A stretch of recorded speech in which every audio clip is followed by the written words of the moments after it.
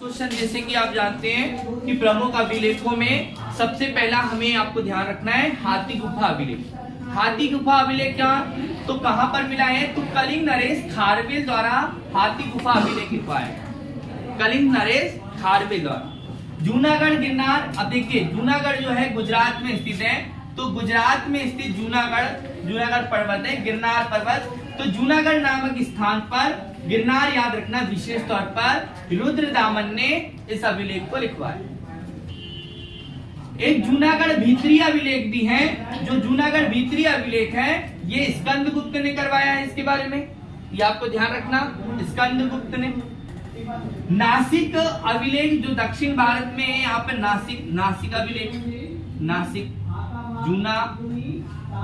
जूनागढ़ अभिलेख। कलिंग जो है अभिलेख जो है कलिंग में कौन सा है प्राप्त हुआ है हाथी गुफा अभिलेख।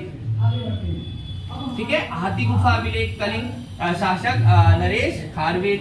नासिक अभिलेख जो है वो गौतमी बलश्री जो सातवाहन शासक है। ठीक है, प्रयाग प्रशस्ति आपको बता दूं कि जो प्रयाग प्रशस्ति है इसका निर्माण समुद्रगुप्त द्वारा करवाया गया। किसके द्वारा? समुद्रगुप्त। विसेंट स्मिथ ने समुद्रगुप्त को भारत का नेपोलियन कहा। क्या कहा? भारत का नेपोलियन। ये गुप्त वंश का प्रतापी शासक था और इसका दरबारी था हरिसेन। कौन था? हरिसेन। दरबारी कवि हरिसेन ने संस्कृत भाषा में, याद रखना है, किसने?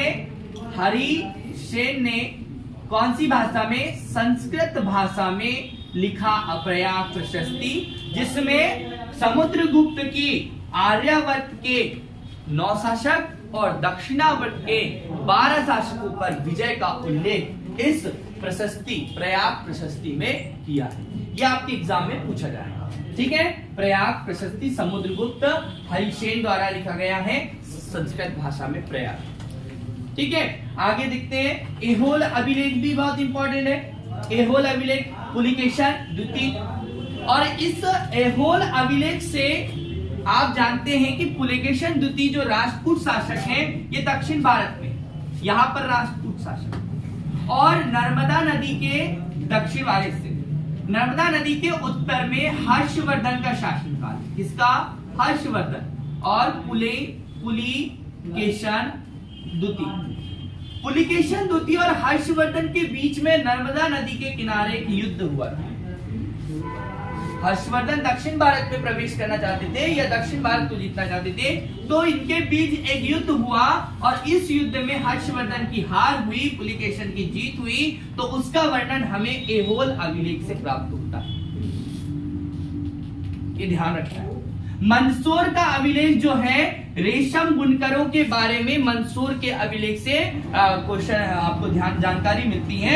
ये यशोवर्मन ने लिखा, यशोवर्मन के शासनकाल में, या उन्होंने ये लिखवाया गया है मंदसौर का अभिलेख। रेशम बुनकरों के बारे में जानकारी है यहाँ से प्राप्त। अगला अंतिम जो है ग्वालियर अभिलेख प्रतिहार नरेश भोज के द्वारा बनाया।